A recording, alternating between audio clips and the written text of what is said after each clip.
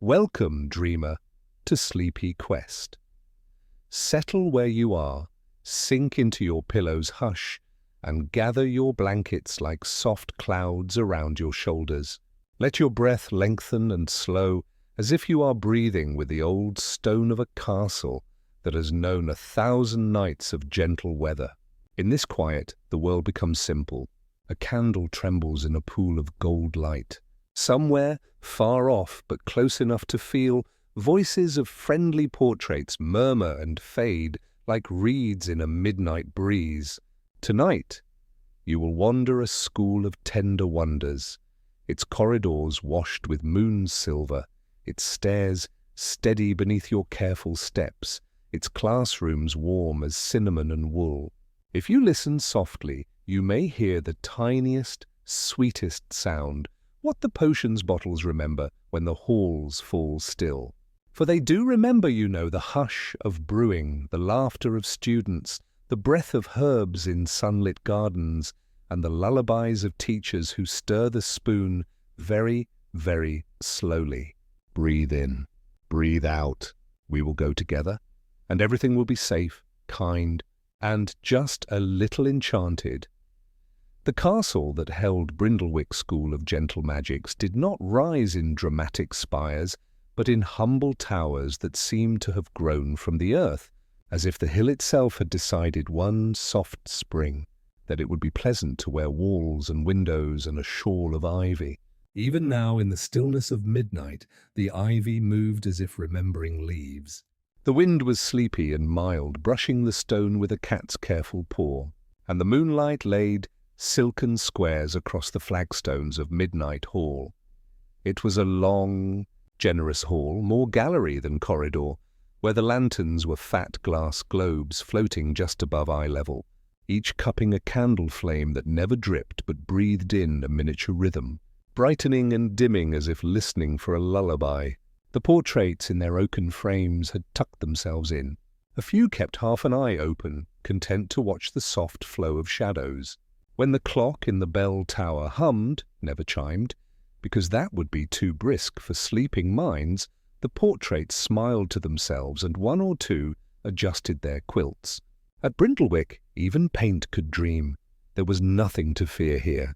The castle knew every step of every student, every scrape and scuff and small laugh. It knew tonight that the children dreamed of ginger biscuits and sky bicycles and the sweet fatigue of learning how to knit magic into thread. It knew, too, the quiet wandering of those few caretakers and kindly ghosts who kept company with the candles when the rest of the school slept. If you followed Midnight Hall to its end, you would find a window as tall as a tree, and through its diamond panes, the orchard would be sleeping. Trees with braided branches and soft bells hung among the blossoms to keep away bad weather with chiming lullabies. No bad weather dared to trouble Brindlewick in the night. Even the rain, when it came, drenched the earth with courtesy, pattering upon the moss between the stones and avoiding the window-sills where tiny moths like falling stars rested their powdery wings.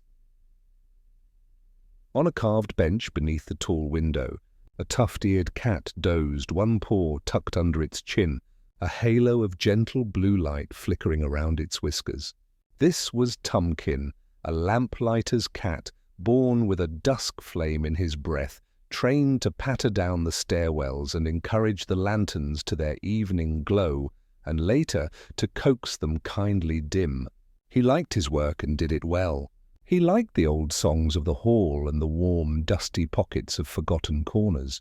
He liked the scent of cinnamon chalk the herbery professor used when she wrote on the slate. He blinked and stretched, and his whiskers slipped their blue glow into the glass globes above him, where it lingered like a memory of twilight.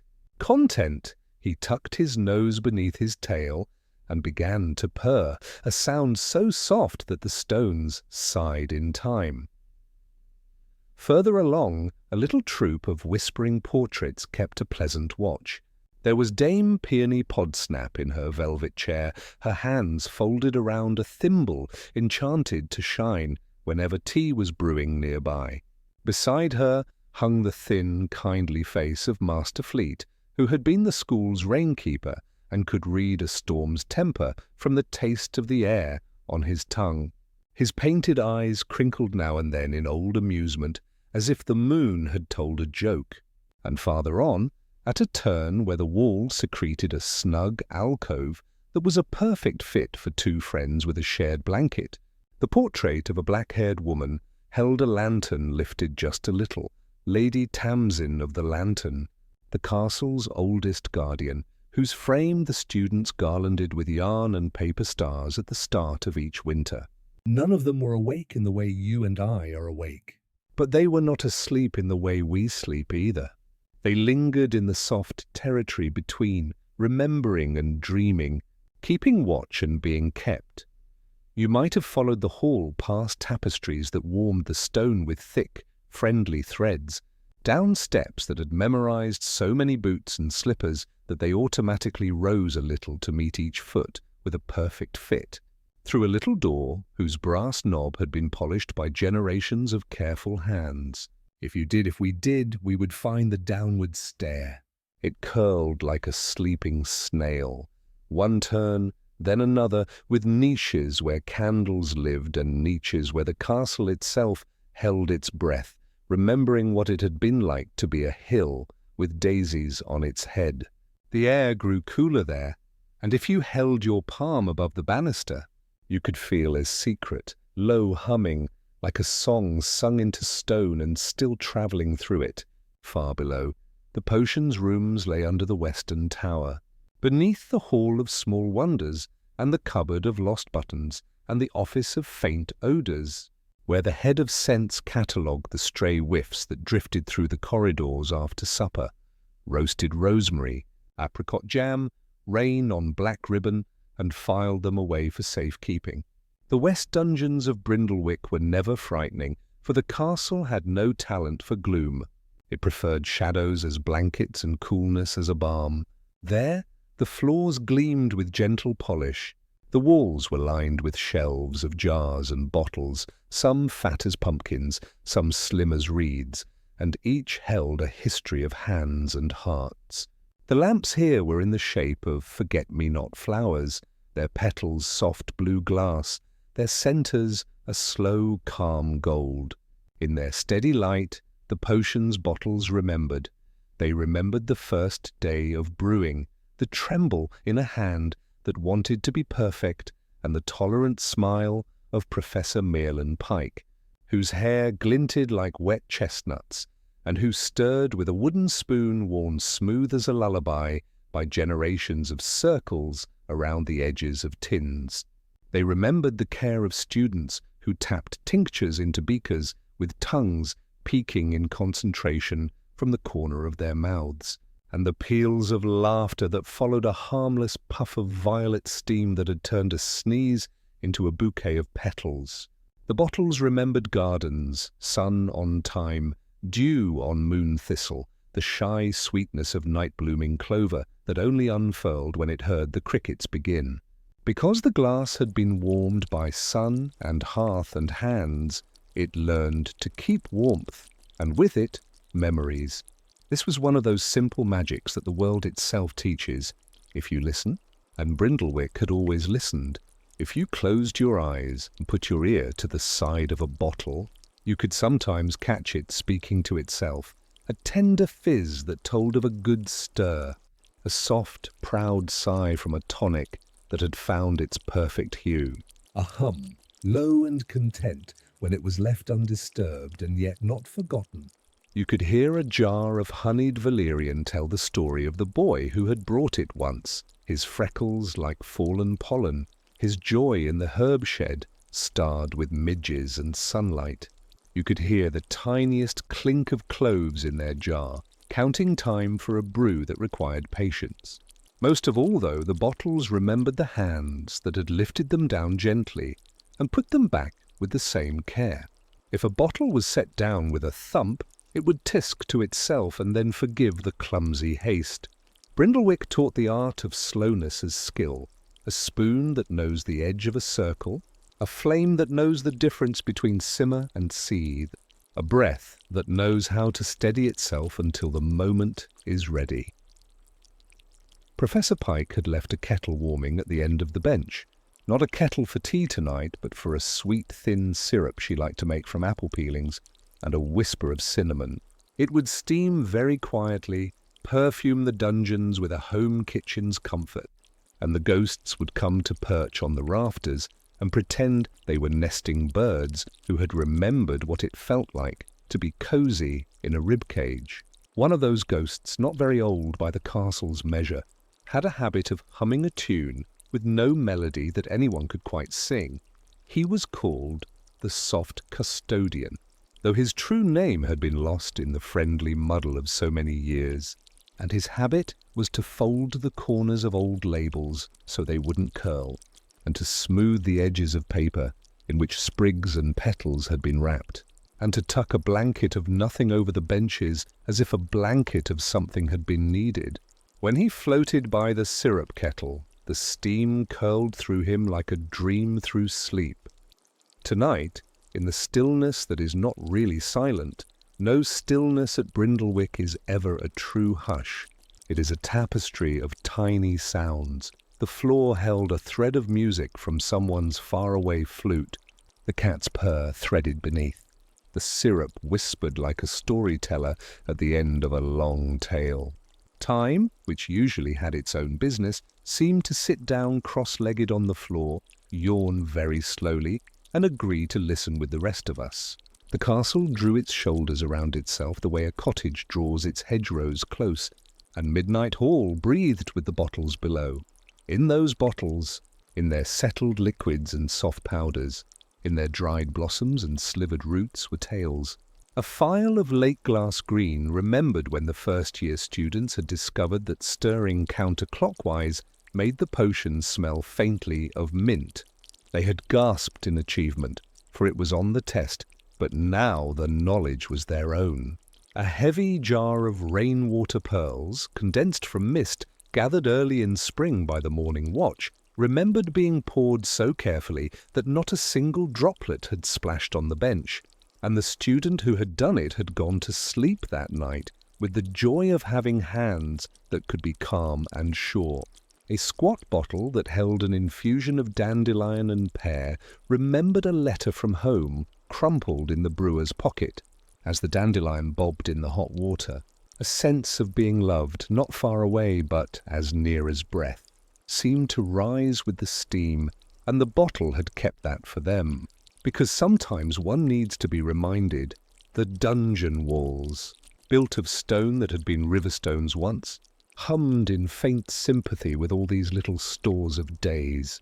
On a chalkboard near the door, Professor Pike had written an instruction earlier and left it. Tonight, if you pass by, listen. The craft remembers you. She knew that some children had a habit of wandering the halls when sleep would not come, feet bare and careful, hearts full of thought that was not worry but not quite rest either. The castle did not mind. It had made itself 100 tucked-away window seats for that very reason, and the dungeons, for all their coolness, were one of those places where a mind might settle itself by listening to others' work, settle too. At the cusp of the stair, where the last rise met the smooth flagstone floor, a student's shadow stretched before the student herself. She was a small figure wrapped in a cardigan the colour of warm oatmeal, with a candle in a jar cupped between both hands, so that her fingers were shells and her face an island of light. Her name was Neria Bloom, and in daylight she wore her hair in a ribbon that changed colour depending on the weather's mood. Tonight, the ribbon had slipped to the crook of her elbow and lay there like a tired rainbow. She was not afraid of the dark, not here, but she held her light for the pleasure of it, for the way the glass lantern gathered a circle around her like a private room everywhere she went. Neria's slippers made a whispering sound as she crossed the threshold. The hairs on her arm rose, not in startlement, but in recognition. Like all who love this place, she felt the ease of entering a room that has been waiting for you without impatience. She breathed the coolness, scented with flower husks and the paper labels of the jars, with the faint sweet of the syrup. She walked down the central aisle of benches and tapped her fingers on the edge of one, not drumming exactly, but greeting it, and the bench seemed to accept the greeting with very slightly less creak than usual. The lamplighter cat, hearing her from 3 floors up, flicked one ear in sleep and purred more deeply. The castle carried messages for its creatures the way a forest carries birdsong. "Good evening," Neria said softly, because her voice knew to be a hush in this place. "Does anyone need turning? Or a new label? Or a listen?" A cork in a bottle of meadowsweet infused with pearled dew, used for the very gentlest of fades into sleep when one's mind had been too full of celebration or clutter, loosened itself with the barest shift, and Neria smiled. She knew how this went. The bottles were like people in their way. Some needed to have their stories told to them to settle.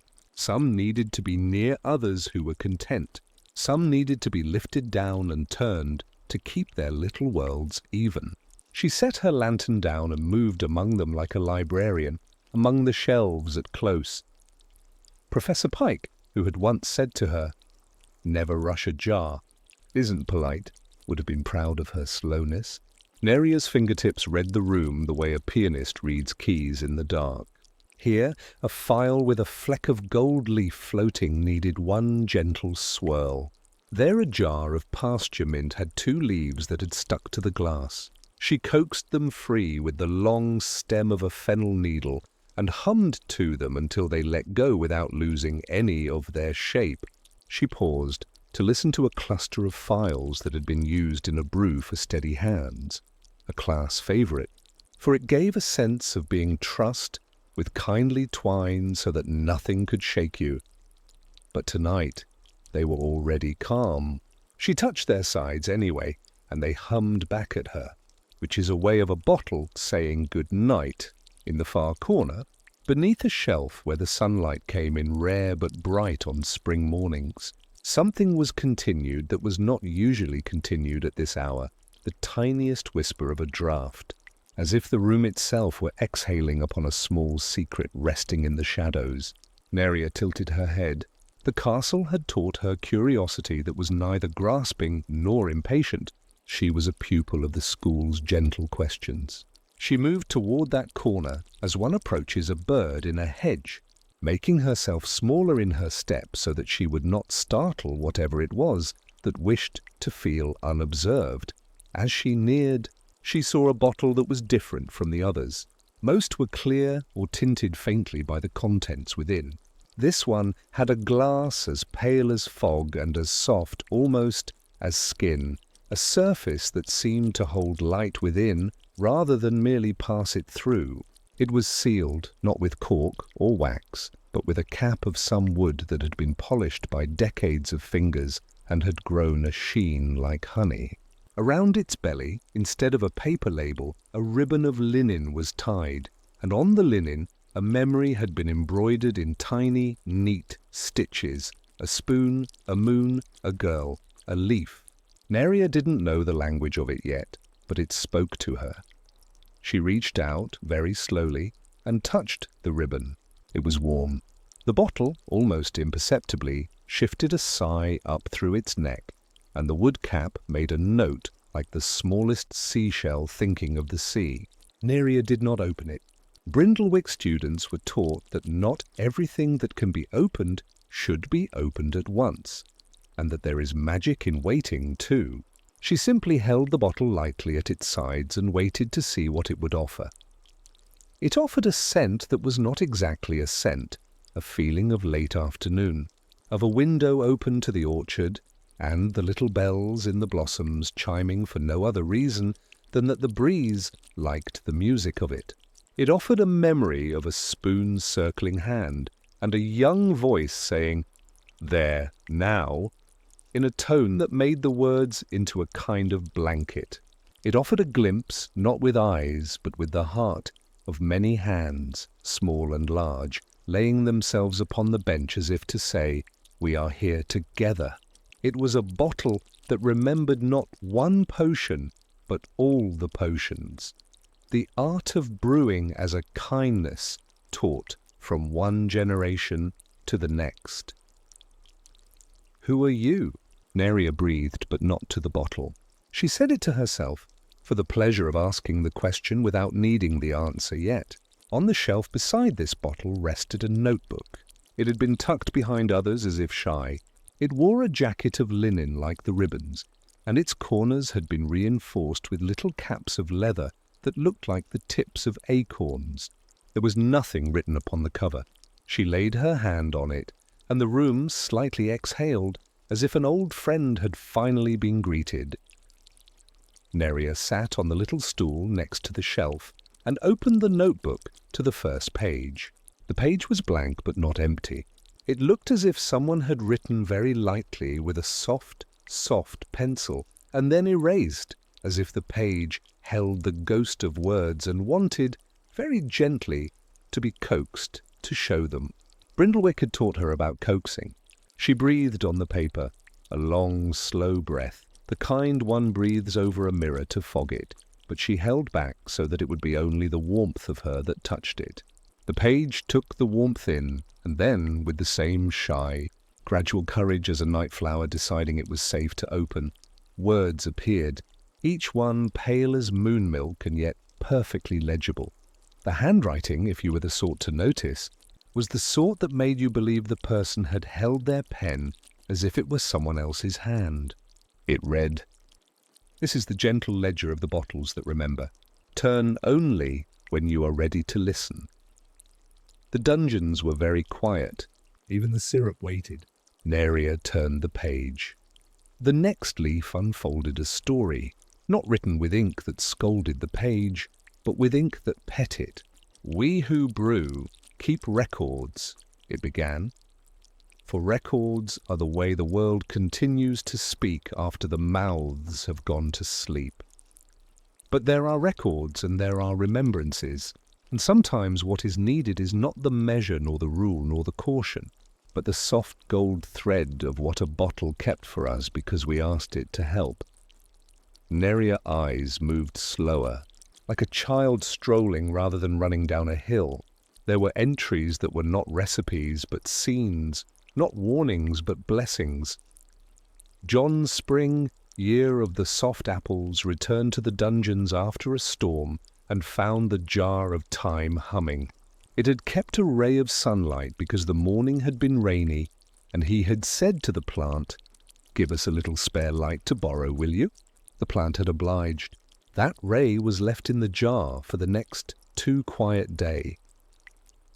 Another entry told of a night when the bottles of pausing draught had settled a flock of owls on the rafters, because the owls had flown out of season and did not yet know the timing of this new moon. "We are not hoarders," the ledger wrote. "We are lenders of calm." The bottles around Neria seemed, In hearing their own stories, to grow even more content. She read until the candles in the forget-me-not lamps deepened their gold, and then, tint by tint, softened a shade so that the room became the inside of a pocket.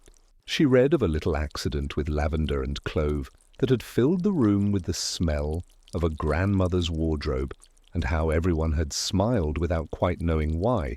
She read of the day the headmistress, Leora Wainscott, had come down with her cups of tea, one for herself and one for the soft custodian, and how the teacup had warmed a bottle of honeysuckle syrup sitting nearby, and how, for a week after, every draught that used a drop of that syrup carried the faintest suggestion of courage wrapped in friendliness. There was no boldness here of the sharp kind. The courage was the quiet sort, the kind that holds a friend's elbow while crossing an uncertain bridge. Neria stroked the page with the back of her finger, a touch so feathered that the paper barely knew it. Somewhere beyond the door, the castle gave a small, polite cough of owls in the eaves. Time stirred its legs and resettled. Neria closed the ledger carefully and tied its soft ribbon. She looked again at the fog-soft bottle with its honeyed cap, and on an impulse that felt not like wanting, but like being asked, she lifted it and pressed her ear to its side. If the bottle had contained words, they would have been too loud for such a quiet night. But it contained memories, and these spoke in their own language, a rise and fall of warmth, a sense of being placed just so, a traced comfort of hands that had held this bottle, and then this bench, and then rested on their own knees to catch the breath of having done a small thing perfectly. "Thank you," Neria said, not certain who she addressed, perhaps the bottle, perhaps the one who had made the ledger, perhaps the school itself. And the words settled into the cool air like a moth finding its place on a wall. She returned the bottle to its shelf, and the linen ribbon brushed her knuckles in what could only be described as a nudge of greeting or farewell. On her way back along the aisle, Neria paused to check the kettle. The syrup had thinned to a whisper, and the fire beneath it, charmed to drowse, would keep it at kindness until morning. She wiped a ring of condensation from the bench with the hem of her sleeve, and then smoothed the sleeve back down, because Professor Pike had once said that the sleeves of potioners should be comfortable enough to attend class in and respectful enough to attend a bottle with. She lifted her lantern and turned for the stairs. Midnight Hall received her again. Somewhere in the painted distance of a portrait, Dame Peony Podsnap lifted a teacup in appreciation of good kettle etiquette. In another frame, Master Fleet checked the air as Neria passed and pronounced it perfect. The lamplighter's cat rolled to his other side so he could watch her without seeming to, his whisker light flickering just at the edges. "Good night," Neria told them all, and though they did not answer with words, the hall felt warmer where she walked. When Neria reached the tall window at the end of the hall, she held her lantern up and watched the orchard ring itself in little bells of starlight. The moon made a path along the grass, and the grass, in gratitude, bent its heads. She rested her forehead against the cool glass and closed her eyes for just a moment, and the castle breathed along with her. Behind her, in the dungeons, the bottles hummed, and their memory of hands and spoons, of herbs and hearths, of laughter and hush, gathered into one song sweet and small that the school would hear even in its deepest sleep. When she opened her eyes, Neria felt not the sharpness of mystery's tug, but its soft call, the way a friend might crook a finger from the far end of a bench to say, "There is room." She thought of the ledger wrapped in linen, of the fog-soft bottle with its moon-bright voice, and of the long story of brewing that was written not in lists, but in the touch of one student to another student's shoulder, passing the habit of patience along like a cup of tea, warm palm to warm palm. There would be classes tomorrow and the day after. There would be afternoons that smelled like drying mint and new parchment. There would be evenings with lanterns on the stair and a rustle of book wings in the library. But tonight, the school was a ship in a harbour of stars, and the bottles in the hold were telling their stories to the wood of the hull, and the wood was telling those stories to the sea, and the sea, very far away from any ocean, and still somehow near, was telling them back as tide. Neria turned from the window and padded along the hall toward the sleeping towers. When she reached the archway that led to the dormer nest, where small beds tucked under eaves like birds in a row, she paused. Lady Tamsin of the Lantern, ever watchful, lifted her painted lamp to cast one more pool of light at Neria's feet, and for an instant Neria imagined she saw, just beyond the circle of radiance, the suggestion of a door in the stone where no door had been before, a hint of hinge, a seam of seam that disappeared when she blinked. It did not alarm her. At Brindlewick, doors liked to wait for invitations. She smiled to herself, like a question that had been asked, but did not yet require an answer, and slipped through the archway into the sweetness of beds and breath and dreams that were already drifting toward her like feathers. In the quiet that followed, the castle settled. Midnight Hall, with its listening lanterns, grew a shade dimmer to match the depth of sleep it sensed. The orchard's bells hushed, satisfied that their work of guarding was done, and even the owls tucked their heads into their wings and let the night's gentle spin carry them. The potions bottles remembered, as they always did, and would be ready to whisper their tender histories again when a student's careful hand came seeking the comfort of a craft that is both work and lullaby. Somewhere, down in the dungeons, the soft custodian folded an invisible blanket once more over a bench that had already been tucked in, and the syrup on the stove, nearly a thought rather than a thing, sighed like a child who has finally found the corner of sleep and slipped into it, smiling. The day after the evening's hush unfurled itself like a soft scarf over the stone. The bells of Brindlewick steeped the halls in honey sound again, and the whole school stretched as cats do with pleasure rather than need. Morning warmed the windows in thin squares, and the panes gathered the pale light as if pouring it back into the rooms with a gentleness that made everyone blink more slowly and wake with an easy heart. In the dormer nest, quilts shivered off shoulders and found their way to the footboards with the practiced drift of settled routines. Neria lay a moment listening to the school breathe, beds creaking a greeting to the floorboards, slippers yawning, ribbons being tied with unhurried loops, and then sat up, pressing her palm briefly to the pocket where the lavender button had spent the night like a small moon. She tucked her hair and ribbon, and the ribbon decided it would be a lake glass blue again, agreeable to a sky so clear that even the smallest winds had chosen to practice politeness instead of play. The hallway air had that faint smell of toast and pencil shavings that indicated a day ready to be written, so Neria walked it like a sentence she was glad to understand. The dining hall offered bowls of porridge that had learned to steam without scalding noses, slices of pear arranged in little fans, and eggs with shells so well behaved that they whispered their thanks when peeled.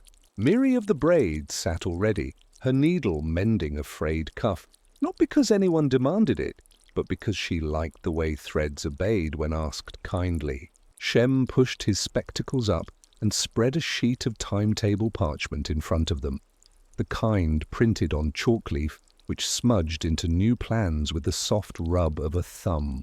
"Listening to water with Professor Lilt," he murmured, tapping the first block.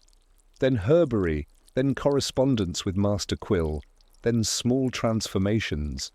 And after the midday bells, potions practice again."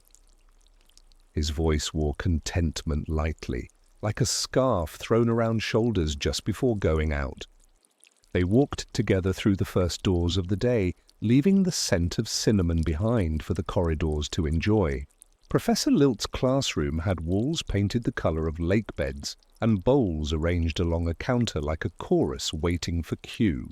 Listening to water was not a lesson about water's use as much as it was about water's patience. You learned how rules could be followed without being brittle. Bowls sang different notes when tapped, depending on their shape and fullness, and the class held its breath to hear the invisible thread that ran from sound to sound, an unspooling of tone that could anchor a charm in a calm place. "It is possible to hurry a melody," Professor Lilt said, his hands floating above the bowls as if he were warming them with the air. "But it is not often wise. Water knows the right speed. It knows how to be fast without worrying." He tilted a bowl, and the room filled with a single, sustained note, so clean and friendly that even the shyest hair on the back of a neck would have stood up to appreciate it. Students hummed back, and the sound wove itself into the room's paint, where it would improve the morning for years.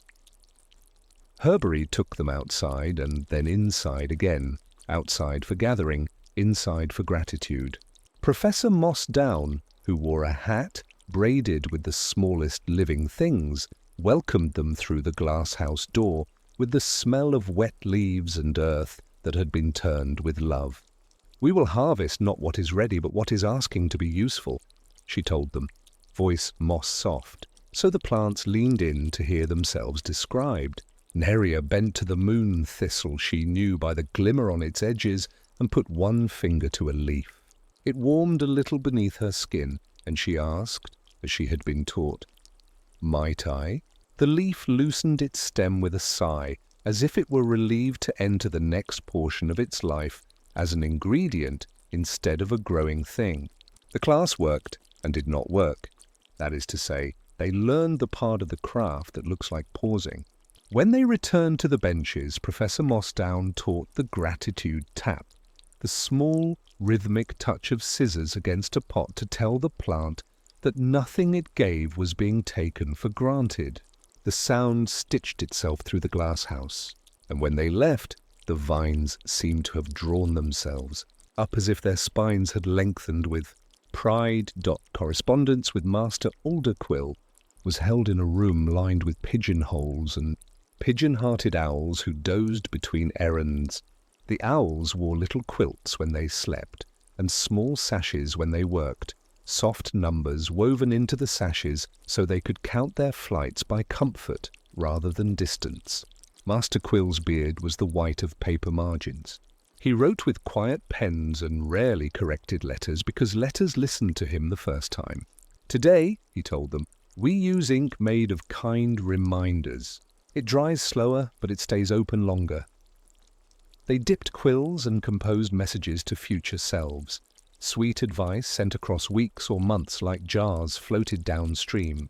Neria's note said, "When you think you cannot brew quietly today, go to the Conservatory of Small Winds and let them rearrange your hair."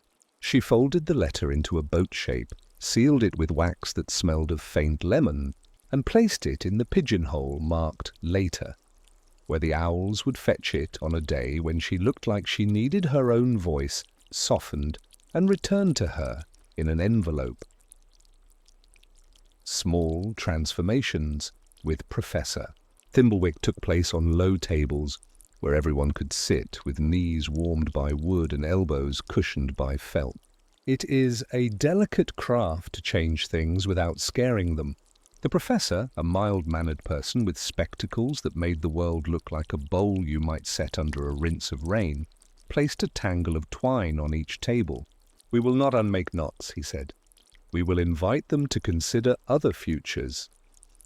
The class watched as he spoke softly to his twine, telling it about how it might become buttons, each ready to fasten what needed fastening. He spun, twisted, coaxed, and soon a heap of sturdy, round little toggles lay in his palm.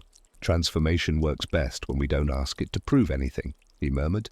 Neria's twine, when she took it, seemed to relax, just because she held it with hands that had been taught to listen. Her toggles emerged modestly, pleased to be counted. She tucked one in her pocket with the lavender button. Companions to be. The midday bells poured gold through the stairwells again, and lunch arrived like a blessing earned simply by being hungry in a beloved place. Stew as brown as good leather, bread so airy it wore clouds at the corners where it had torn, and pear slices again, sweet enough to forgive meditations on stems. Students traded small jars of jam and small thoughts, where the honey had been shelved this morning. The head of sense had tucked it near the door, so the room would smell like summer every time someone entered. How the new lamplighter kitten had been seen practicing a whisker flick on a puddle and lighting it from within, a trick it hadn't been told yet that it had invented. Professor Pike sat at a corner table with the soft custodian's empty chair, turned a little as if welcoming him, though he seldom dined, and she nodded to each student as if they were currents that had decided to come through her classroom when they might have gone around. Afternoon potions practice looked less like an exercise and more like a rehearsal of being good to one another. The tonic of shared steadiness had kept overnight. The room remembered its shape. Spoons circled without scratching, and the flame under the kettles hummed with the satisfaction of being in the exact right mood. Neria and Shem paired at a bench while Miri worked nearby, laying the hair from her braid out to dry in the air. It always dried with an aroma that suggested beeswax and wool. "We will share the stirring," Neria whispered, setting her spoon at the rim, "and imagine each other's hands when we switch." She stirred until the liquid had taken on its calmness, and then stepped aside. When Shem took over, the tonic did not lurch. It accepted the change like a boat, shifting occupants at a dock, gentle bob, new balance. Professor Pike passed, and though she did not praise aloud, her nod felt like a hand on each of their backs simultaneously. As if steadying were contagious and she had caught it from them. In the hour after, Brindlewick practiced its culture of open quiet. No class, no assignment, only rooms slightly ajar. Benches with a hand length of space saved for anyone who wanted to sit. Windows unlatched to admit a breeze to remind the lungs of outside. Neria took herself to the tower where the dream scribes held their weaving, up a staircase that felt somehow soft underfoot, as if every step had a cushion hidden in it, through a door that only ever opened to the very gentle push of a knuckle. The chamber of the dream scribes, called the loomery by some and the naptery by others, had a high ceiling where strings of tiny bells hung, not to ring, but to look ready. Tables held shallow trays of dew thread, glimmering, lines reeled from mornings when the grass had knitted itself to the sky and bowls of thistledown gathered. From the fields where the thistles were asked nicely and always gave. Here, work was done in tones of breath. Vesper Lynn, senior weft-maker of dreams, looked up as Neria entered and smiled with eyes that had taught Starlight how to be soft. "Welcome," she said, in a voice that was always a little further away than you expected, not because she was distracted, but because she spoke from the place stories come from just before they arrive. "We are anchoring a nap for a child in the lower forms. Homesickness has brushed their pillow, and it makes the pillow uncomfortable in its own cases. Will you hold?"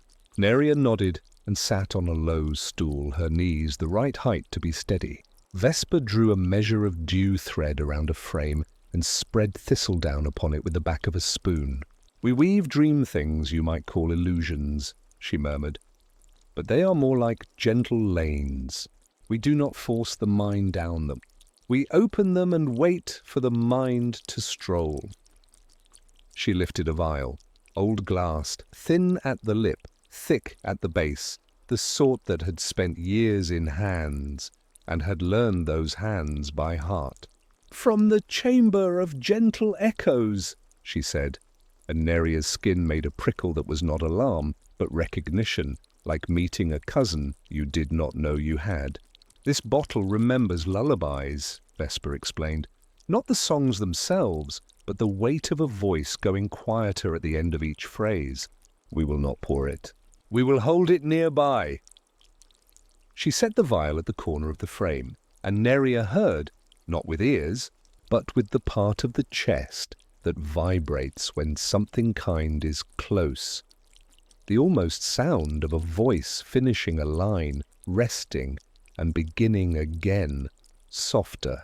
"We add cinnamon porch," Vesper continued, sprinkling a powder so faint that it could have been the memory of a scent rather than scent itself. "It calls the feeling of someone shelling peas where you can hear them, the rhythm of conversation without words." By late afternoon, the sky pressed all its blue into the windows as if it had decided to be a cushion for inside eyes. Nothing pressed upon anyone. Everything invited. The conservatory of small winds combed the air from north to south and then from south to north with soft combs.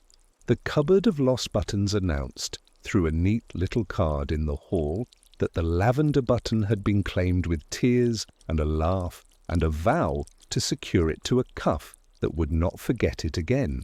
Neria, seeing the card, placed a hand over her own sleeve. "Go well," she told the button in its new life. She felt the toggles in her pocket at home there, patient in their nature. The day wheeled toward evening once more, and then, with evening in its arms, toward that time when all the rooms learned their dim. In the library, bookwings practiced their quietest landings. In the kitchen, pots laid themselves on their sides so they could dry without leaving rings. In the potions dungeons, forget-me-not lamps lowered their petals to tiny blue cups. And at the edge of Midnight Hall, where a long window had learned to frame the orchard as a painting, Neria paused. The glass gave her back her own gaze, ribbon and all, but behind that she saw the reflection of a corridor she had not yet walked. It did not try to pull her. It did not whisper. It simply held itself there like the next line of a poem that trusts the reader to wait until morning to read it. The night did not end so much as it folded over itself. A quilt corner turned down to reveal the soft underside of dreams, and beneath that fold the library breathed. Brindlewick kept its lantern-light library almost as a secret, not because it wished to hide it, but because secrets, at least the kind that were really promises, prefer quiet. The doors were tall and patient, board of creak, oiled with lemon and lanolin so that they swung with the hush of silk skirts. Above them, a carving of open hands held up a small lamp, its flame enchanted to mimic the first minute of dawn forever, so that even at midnight the library remembered morning. Inside, the lamps were not merely fixtures but companions. Fat-bellied lanterns hung on long chains, their glass the pale amber of old honey, and in each a flame fluttered with the unhurried heart of something that knows it is cared for. Where a reader sat, the light tilted towards them, not too much, not too little, the way a friend leans in to listen. The shelves themselves were not exactly straight, for the wood had grown from trees that had learned long ago to accommodate birds and vines and small, polite breezes. They bowed with a courtesy that made reaching the highest book a matter of cooperation rather than stretch, and the books, snug in their ranks, seemed to tilt happy faces toward any who walked by. You could tell at once the old bindings, whose leather had taken on the glow of fondness, and the newer cloth covers, which wore their colours like fresh berries. Along the tops of the cases, sleeping bookwings, little creatures made of parchment and ink, nestled with their paper pinions wrapped about themselves, occasionally rustling to rearrange the alphabet that dust motes spelled above their heads.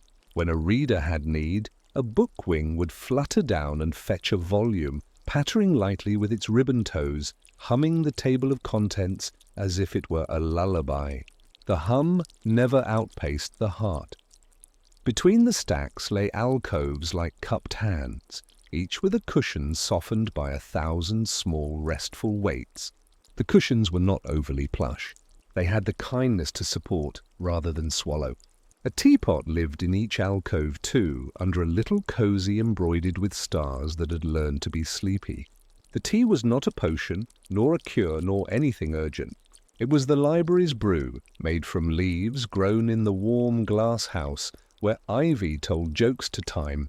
Simple and good, a steam that smelled like remembering your favorite sweater.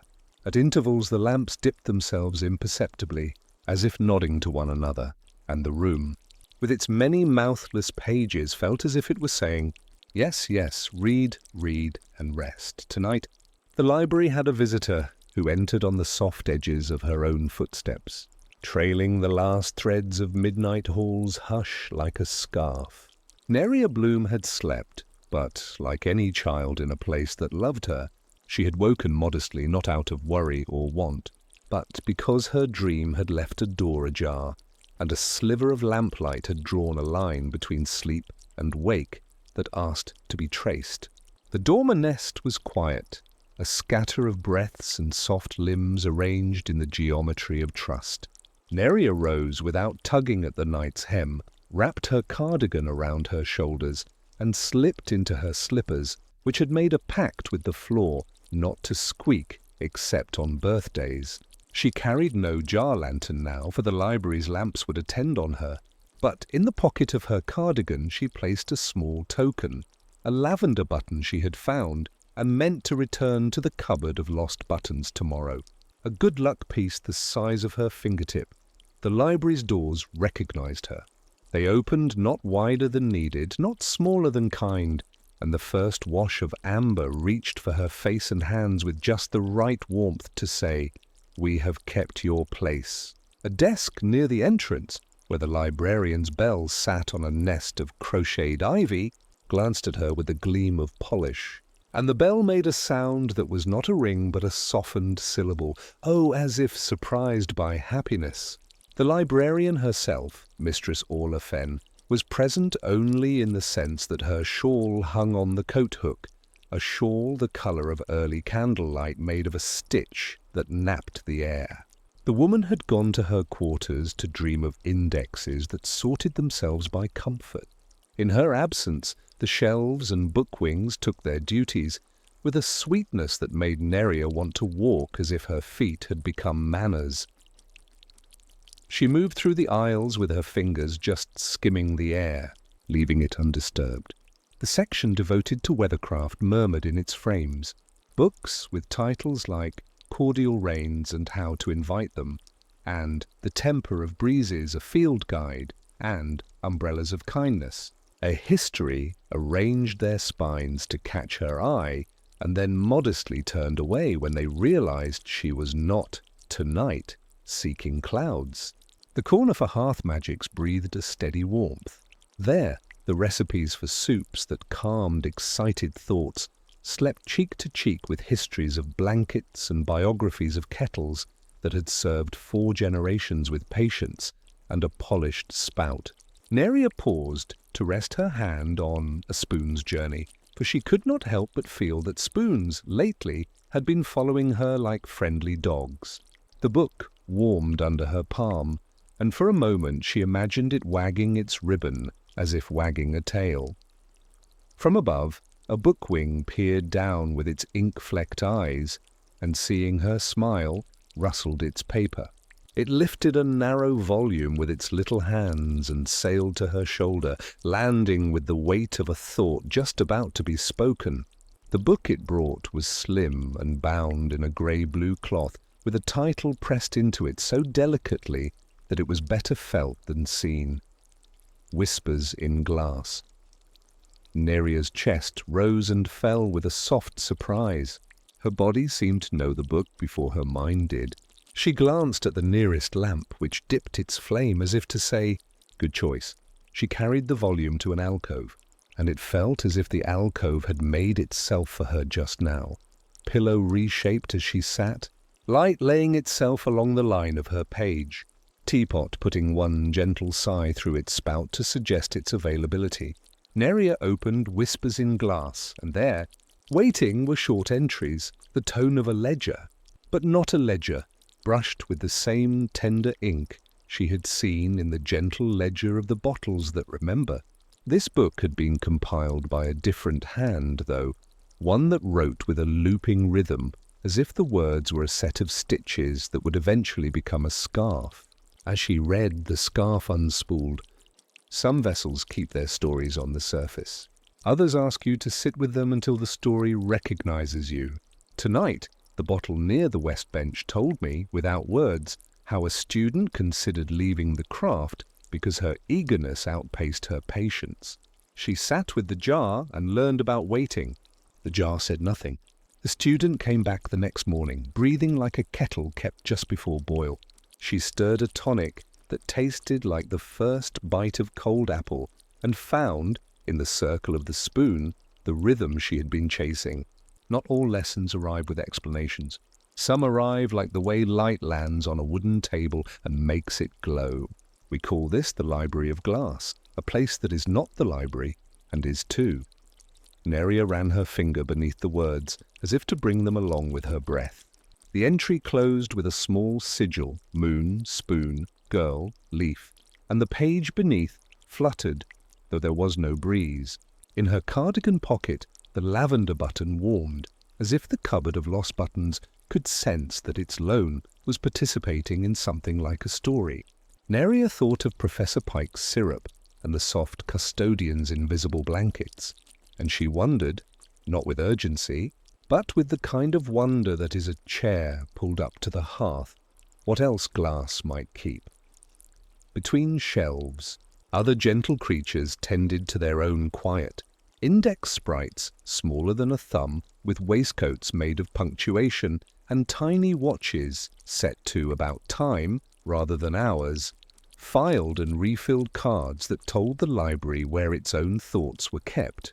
On the floor, a rolling stool paused to be used, and when Neria reached for it, it scooted forward 2 inches to be polite, then held still as stone.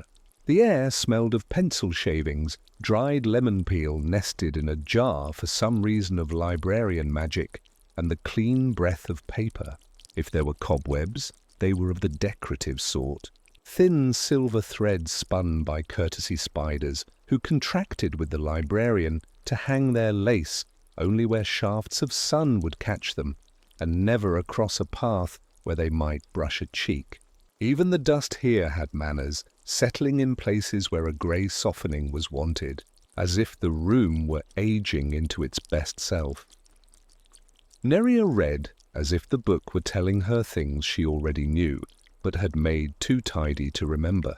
She learned that listening to glass is partly listening to the breath you exhale against it, and partly listening to how the glass answers. She learned that there was, in the dungeons, somewhere near the shelf where the fog-soft bottle sat, a minute draught that did not come from a window or a door. It came from a seam between worlds no bigger than a bookmark. Behind that seam, the entry said, is a place where bottles that have finished their duty rest in a chamber of gentle echoes, and the echoes are not empty. They are the distilled rest of 1,000 careful hands. You find it do not rush. No one enters by pushing. You enter by remembering with them. The lamps leaned in. The bookwing on her shoulder shifted, tucking its paper wing closer as if to keep a corner of the page warm. Above the stacks, a slow drift of starlight found its way through the high windows where thin curtains like moth wings hung. The stars did not thrust their brightness in, but offered small glows like sugar on the tongue. Neria closed the book for a moment and let the room soak into her the way tea leaves steep into water.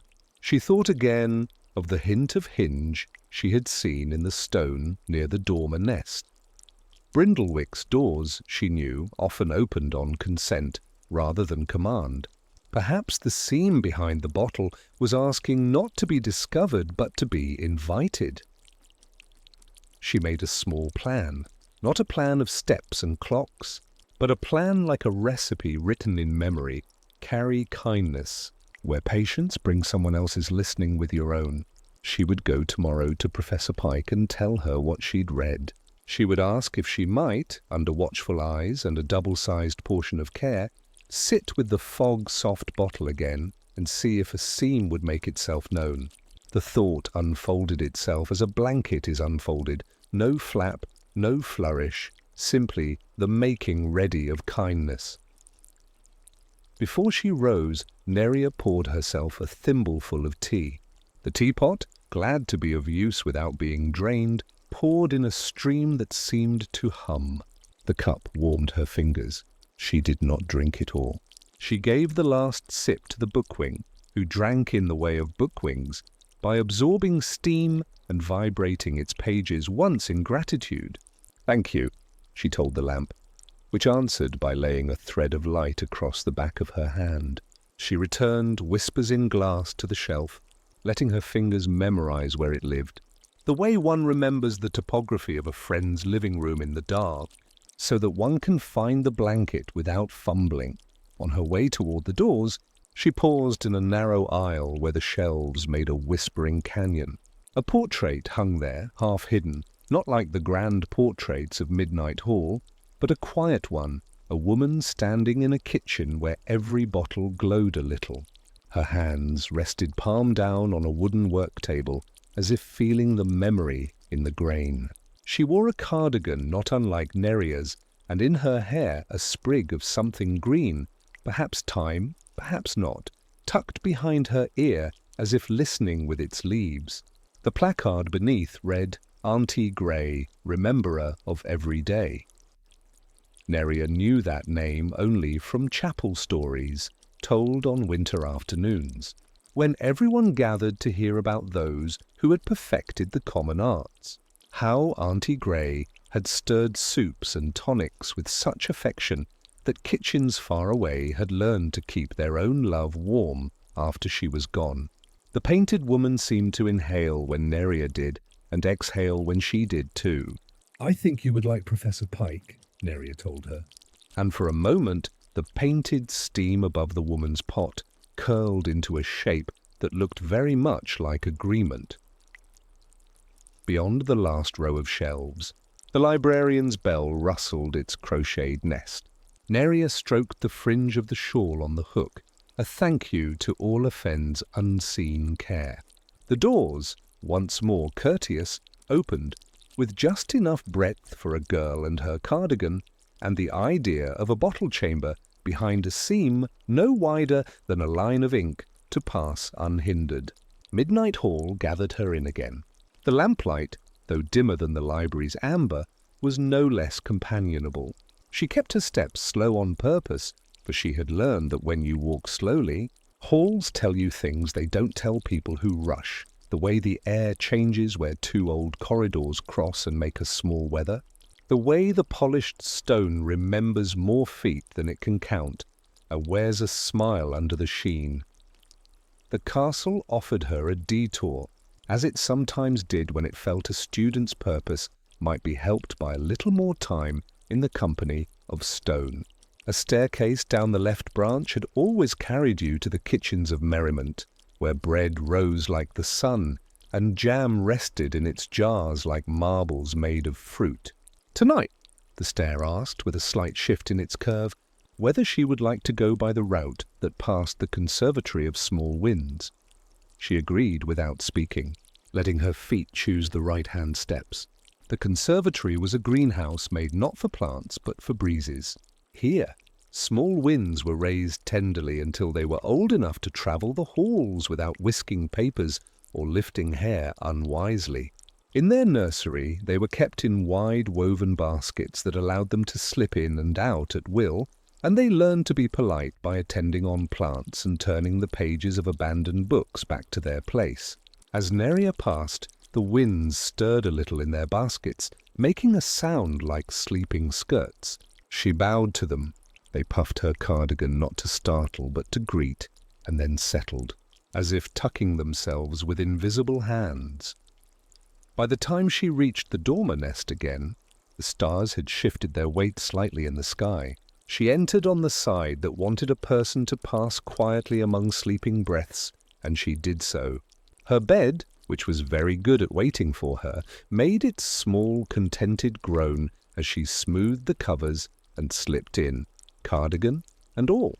The pillow, which had been absorbing moon silver while she visited the library, offered that coolness to her cheek, and the mattress remembered the shape of her from an hour before, and fitted itself around her again. She slipped the lavender button back into her pocket, and laid her hand over it, as if to tell it, "Stay with me, and tomorrow I will take you to your cupboard, where you will be found by the one who is missing you." Sleep, when it took her, did not swoop. It arrived in steps like a courteous staircase, first her feet, then her knees, then her spine, then her shoulders, then, at last, her eyelids, which had been waiting for permission to close. The castle settled another degree toward stillness, a measure you could not see but could feel, like a shawl pulled just a touch higher over a resting shoulder. Down in the dungeons the forget-me-not lamps watched the fog's soft bottle, and in the library whispers in glass warmed its own page for whomever might come next, as if it knew that stories are blankets that stretch when another pair of hands take hold. Morning at Brindlewick did not arrive with fanfare. It slipped into the rooms through windows that had been slightly cracked open by the house sprites after midnight to let the old air out and the dream-refreshed air in. Dawn gathered itself from the orchard, where the little bells chimed very low because dew made them heavy, and climbed into the classrooms on the backs of coffee scratches on tables, and spread out onto the lawns where students' boots would soon write for the grass the day's first soft poems. In the dormer nest, heads poked out of quilts like hopeful mushrooms after rain. Neria opened her eyes while the room was still in the state between night and day, when voices are whisper-free, and the urge to share a thought is like a bird testing the air before flight. She sat up, pressed her hand to her pocket to check the little lavender button, and then slipped out to wash and brush and braid her hair with the ribbon that had, obedient to a morning of clear skies and even temper, settled itself into a blue like lake glass. The day's first bell did not so much ring as pour. It dripped golden sound down the stairwells, where it gathered in puddles at landings and made everyone who stepped through them feel a little more luminous. In the dining hall, porridge steamed and boiled eggs hummed softly to themselves in shells, and the toast had learned the trick of being crisp and warm at once. Neria sat with two friends. Small-faced Shem, whose spectacles always slid down his nose as if trying to see what he saw, and Miri of the braids, who could fix a hem with her fingers and a charm that coaxed threads to behave the way stories behave when they want to be tidy. They talked of ordinary plans, measures and scales, and the problem with measuring while your mind is already stirring, of the way Professor Paprika's spice jars like to pick their own order when you looked away, of the rumour that a new lamplighter kitten had been born in the rafters, and that the lamplighter's cat, Tumpkin, had sung to it in a voice so low you couldn't hear it, but could feel your bones agreeing. When the second bell poured, they gathered their satchels and took their paths to classes. Neria's first lesson was with Professor Myerland Pike, and she found herself walking toward the West Tower with a sense of all her little plans moving along with her. The Ledger of Bottles.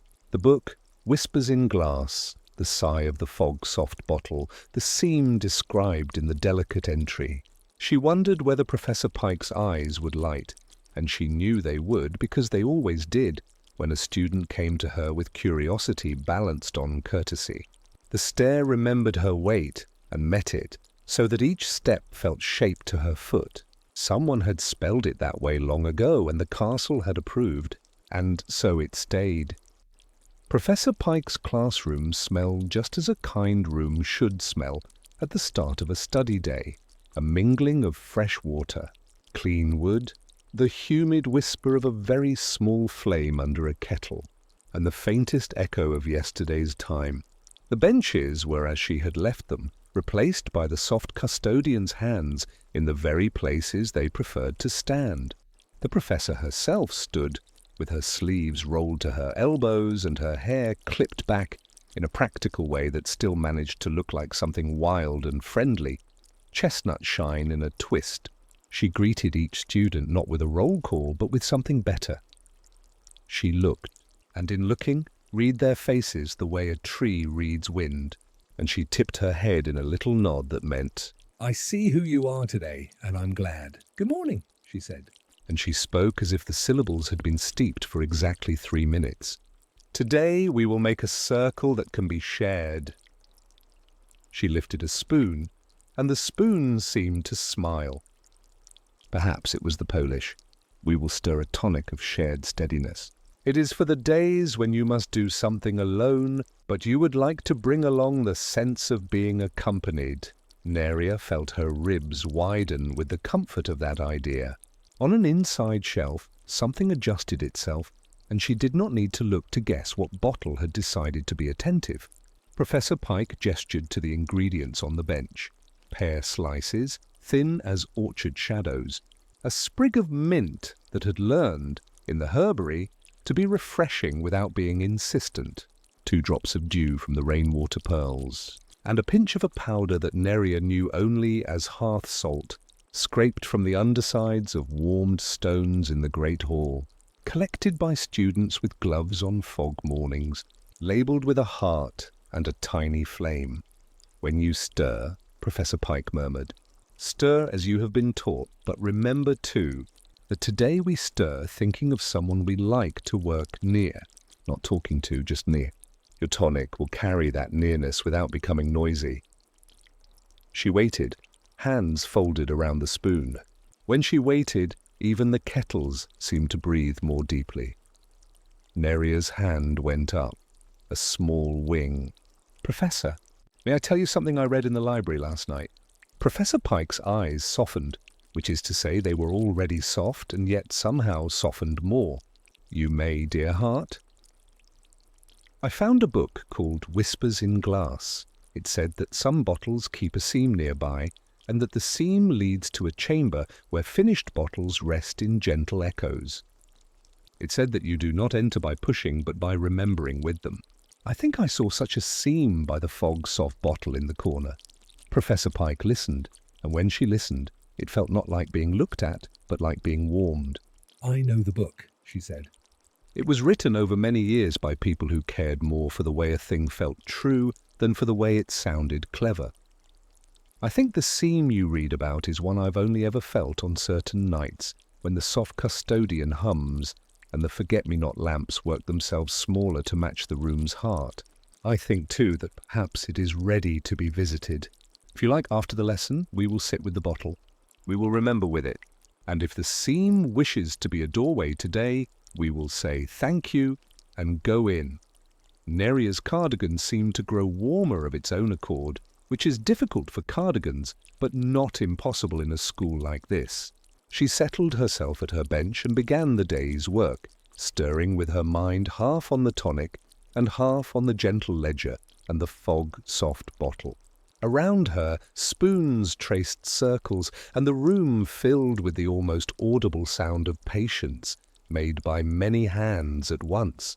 The tonic found its colour, somewhere between the inside of a pear and the rim of a morning cloud, and its steadiest scent, the kind that you only notice when it's gone.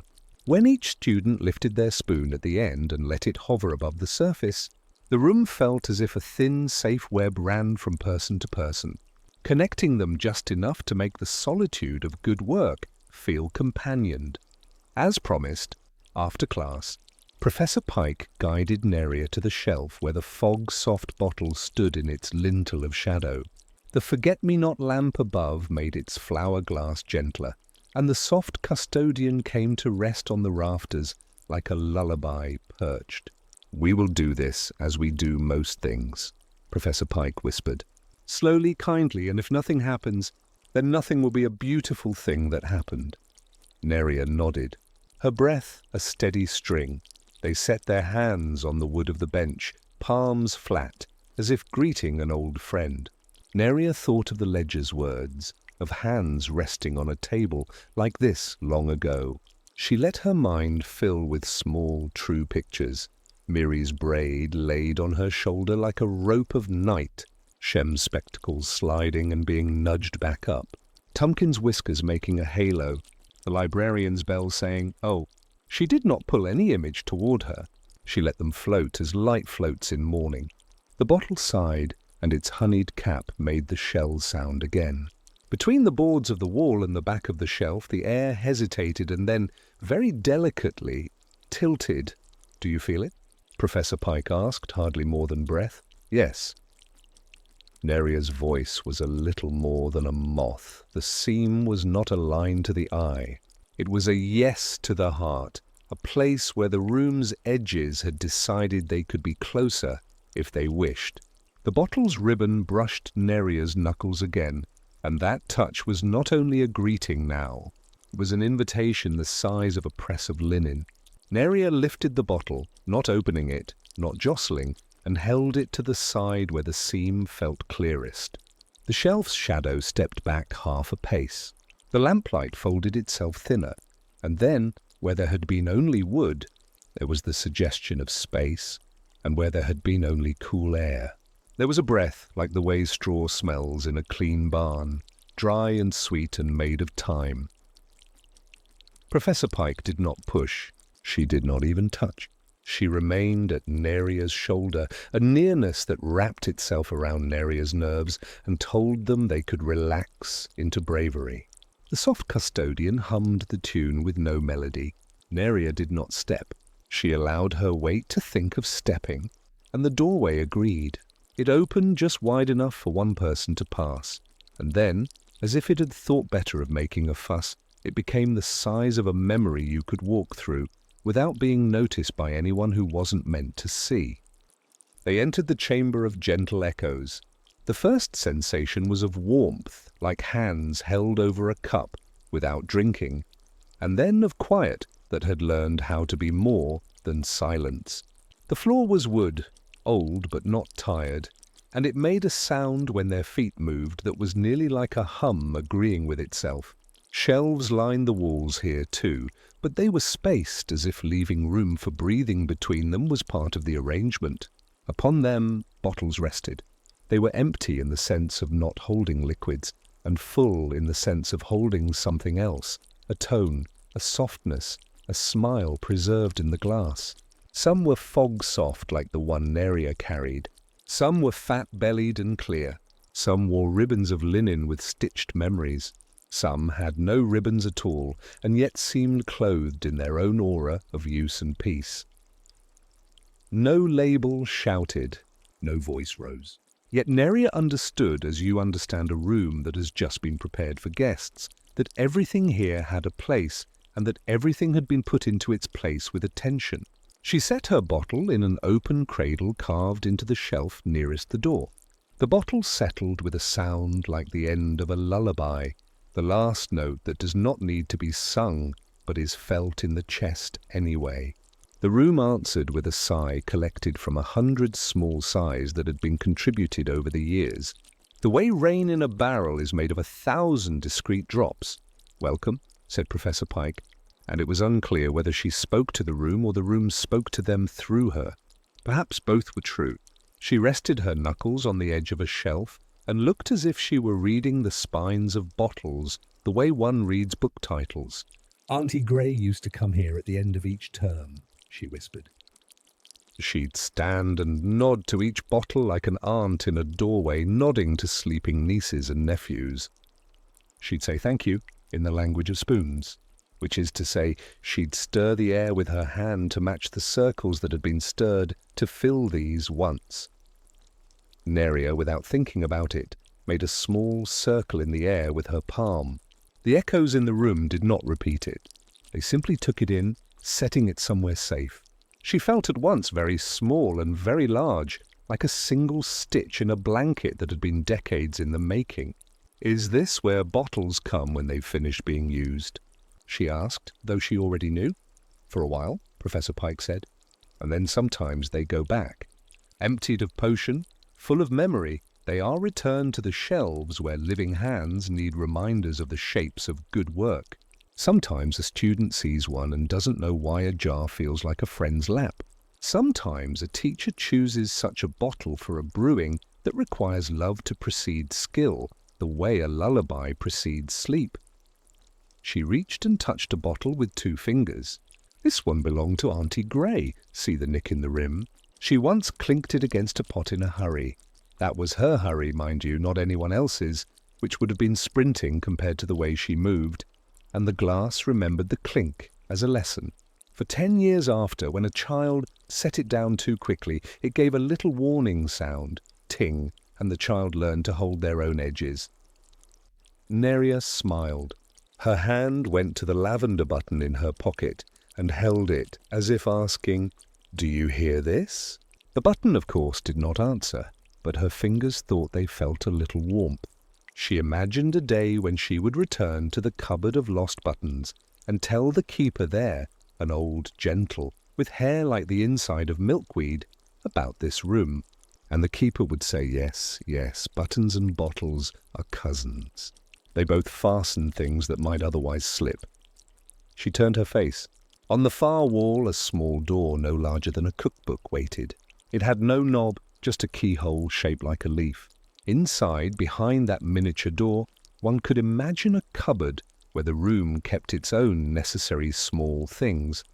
A length of ribbon, a paper bandage, a feather left behind by a bookwing, a vial of dawn. Neria's eyes went to it not with greed, but with curiosity, and the door shone a little, as if to say, "Not yet." She nodded. Not yet was one of the school's primary lessons, as fundamental as any charm. They lingered. They did not explore in the energetic way of questers. They stood and looked, and the room looked back until it felt that all 3, professor, student, shelves, had been properly introduced. When they emerged again into the dungeon room, the seam did not close with a snap. It softened, as if the place behind it were continuing without their eyes, and the shelf and lamp and bottle reseated themselves in the world of simmer and stir, as if nothing remarkable had occurred. Professor Pike put a hand on Neria's shoulder. "You will come back," she said, "with me or with the custodian, or with someone else who knows how to listen. For now, let's have a cup of syrup watered with hot water, and we'll sit at the bench together without speaking, and that will be the right way to end a finding." They did. The syrup, thinned with hot water, was barely sweet and largely comforting. They drank and looked at the grain of the wooden bench, and Neria thought of the little leaf-shaped keyhole and of the way bottles could be emptied and yet hold more. When the cups were rinsed and turned upside down to dry, the soft custodian always liked them that way. Neria tied her ribbon more firmly in her hair and went to her next class feeling as if she had visited the inside of a kindness and been allowed to come back with a little of it tucked under her tongue. As evening returned, this is how days behave at Brindlewick. They return like friends who want to sit by your fire again. The castle began to draw its light inward, changing bright to glow, glow to murmur, murmur to memory. Students moved like steady stars along the corridors, carrying their books in stacks that made small walls under their chins. Teachers closed their doors with the same care one uses to tuck in a letter, and the lamplighter's cat, Tumpkin, rose from his nap to do his rounds, his whisker glow, a gentle smudge pushed from room to room. The library prepared its lamps as a musician tunes. The orchard bells rehearsed the single sweet note they would play if a stray draught thought of mischief. The kitchen stacked slices of bread with butter in between, so that the butter would learn the shape of the bread's generosity. In the dormers, quilts remembered the weight of the children who would soon return to them. In the portraits, painted faces exchanged nods like boaters passing on a calm river. And down in the dungeons, the bottles breathed as if sleep happened to glass in its own way. A settling from busy to still, from still to soft, it seemed fair to let the poem wait. So Neria slept and let the poem wait with her, until morning felt like the first warm blink after stepping from shade. Day moved in its gentle, learned way, lessons laid down like quilts. laughter folded in the seams, a pause wherever a pause would make a thing kinder, and then, when afternoon had rounded to evening once again, the castle gave a shallow breath that all who lived within it could feel if they wished, a suggestion of possibility, a fingertip of invitation traced on the shoulder of the night. It was not a call that pulled, it was a placemaking room. In Midnight Hall, the tallest window gave a single silver flicker as if turning one page. The portraits kept their eyes half shut and allowed curiosity to pass them on velvet slippers. The lamplighter's cat, Tumpkin, stepped down from a radiator and made his way toward the West Tower with whiskers just barely alight, like punctuation marks choosing their sentence. Neria was not far behind him. She had intended to take the stair toward the library and read the same paragraph twice for the pleasure of recognizing it the second time. But her feet, which had lately done good work being careful, wanted a little work being certain. They took her toward the dungeons. On the way, she met Professor Pike at the bend, where the stones had a habit of smelling faintly like rain kept in a jar. The professor, sleeves rolled, hair smoothed by the sort of day that polishes rather than frays, smiled a smile that placed itself just to the left of laughter, ready to tip in if invited. "There is a listening tonight," she murmured. "I thought you might like to be where it is." They went together, neither leading, both arriving. In the potions room, the forget-me-not lamps cupped their light low, as if cradling an infant night. The fog-soft bottle rested with its linen ribbon like a moonbeam tied around a waist. Beyond its shelf, behind the seam that was more a feeling than a line, the room of gentle echoes kept its soft counsel. But the listening was not asking for there, not tonight. Tonight it was a different carefulness, a draught tilted the way a sigh tilts when it is trying not to be heard. The soft custodian crossed the rafters with such quiet you could hear the sense of him rather than the sound, and where he passed, a small dusting of patience fell like the finest rain. "Do you smell it?"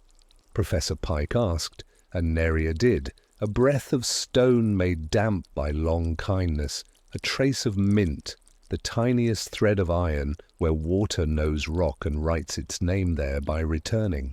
The professor lifted the corner of a tapestry that hung in the back corner, woven with twining herbs and stars that had been taught serenity. Behind it the wall did not end. It began again, set a little back, and in that setting back was a low arch like the hollow at a child's throat. The arch had been there as long as the stones, which is to say, as long as the hill had known the weight of moss, but it had allowed itself to be forgotten because forgotten things can rest more easily. Tonight, the arch gave its consent to memory. They went through, not with torches, no one would dare a torch in a place where bottles kept thoughts, but with a small procession of lanterns that decided they wanted to come along. The flames tucked themselves into glass as if climbing into shawls, and the shawls walked with them. The passage sloped like a gentle yawn. The walls felt not like a tunnel's walls, but like a mouth humming, a tone the body hears and answers without thinking. Tumpkin, leading, put one paw down and then another, testing each stone as if reintroducing old friends. The air cooled to a kind that was not chilly, but preferred closeness. When the floor levelled and the ceiling rose, it did so with the satisfaction of a cat settling in a basket. The grotto waited. You may have seen caves that grasp at dramatic shadows. This was not such a place. This grotto had a complexion like a hand that has been washed and dried and then quietly placed on a table. Its stone was worn to a softness that made the lantern light behave kindly upon it. The moss that grew there had learned to glow only at the edges, so that each patch was ringed in a pale breathing green, and the centres remained a memory of forest shade. Across the floor a shallow stream braided itself. Water did not rush here. It practiced its handwriting against the pebbles, looping and looping, and the pebbles learned the script and lay smooth with it. From the ceiling drops fell at intervals, not random but respectful, as if each had waited its turn. The sound made a rhythm you could take into sleep. The grotto's air smelled of stone's patience and the sweetness that old glass holds even when it is empty. "Ah," said Professor Pike, which in her language meant, "Thank you for letting us in." On ledges carved by time and water at just the right height for cradling were old bottles.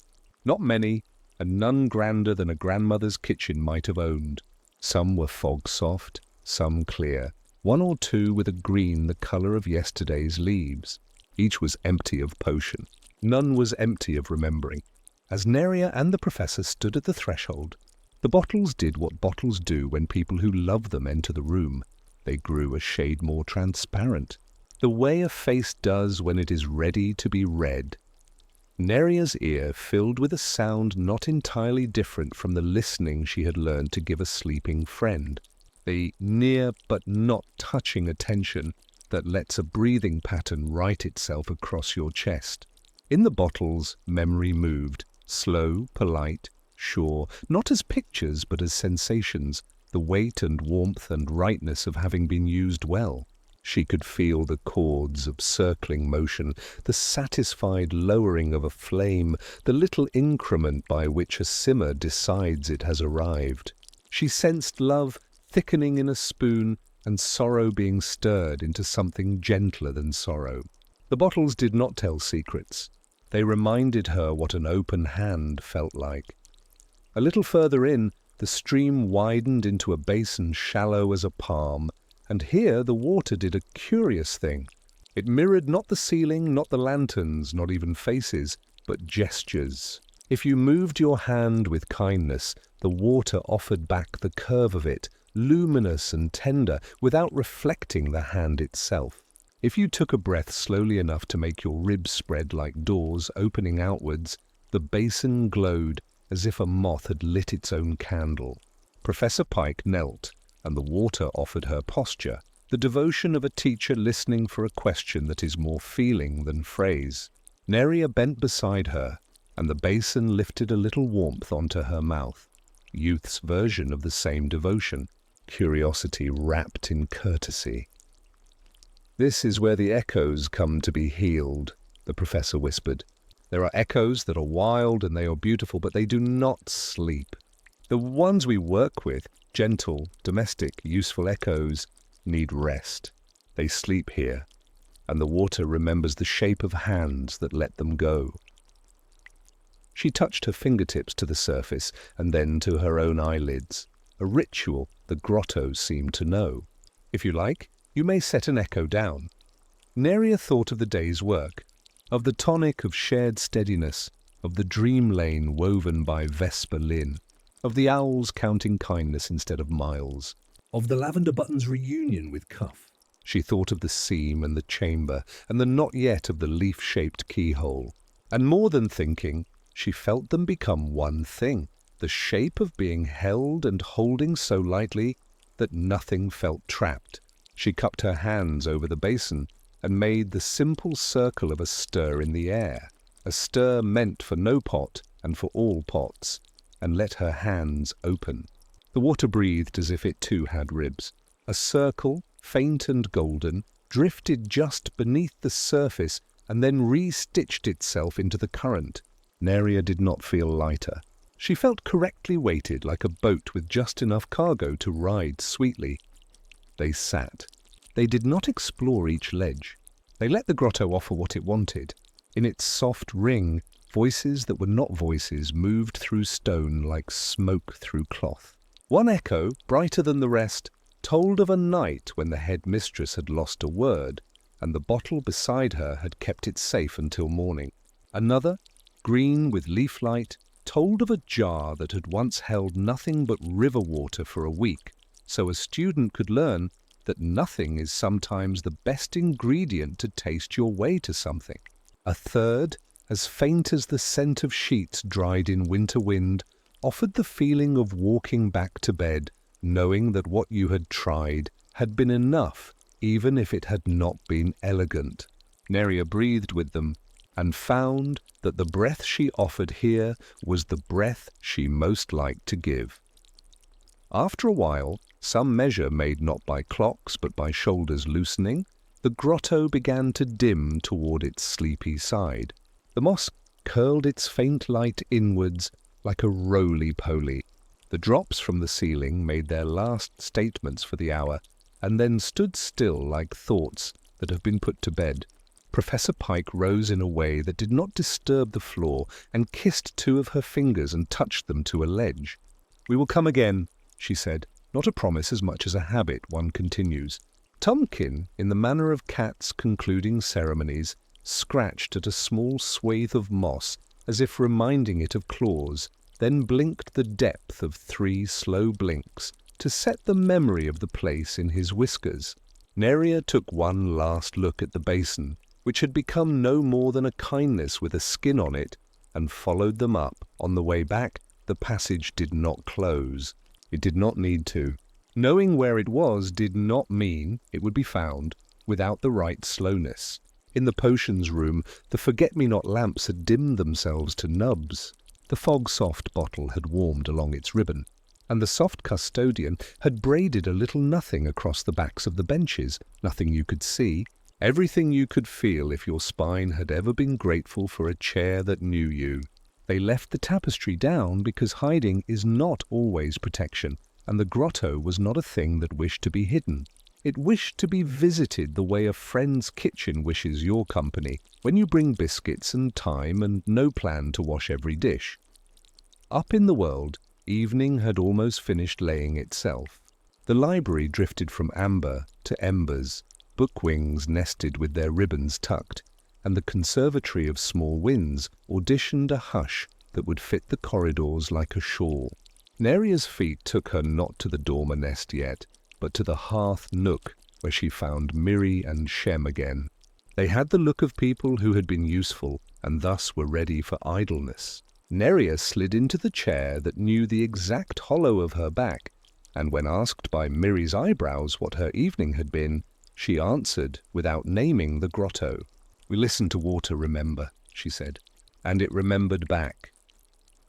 Shem nodded the way someone nods when they haven't been where you have been, but have a place in them shaped to understand it.